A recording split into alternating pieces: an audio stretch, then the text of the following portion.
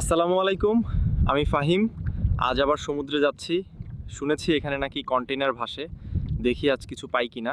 জাহাজ দুর্ঘটনায় অনেক মাল পড়ে যায়, সব উদ্ধার করা যায় না, তাই সমুদ্রে ভেসে থাকে। সবই ভাগ্যের ব্যাপার।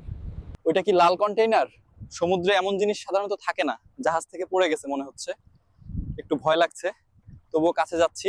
কন্টেইনারটা লাল রঙের, এক পাশ ভাঙা, ভেতরে কিছু দেখা যাচ্ছে। হৃদয় খুব জোরে ধুকপুক করছে। ফ্রিজ, একদম নতুন ফ্রিজ।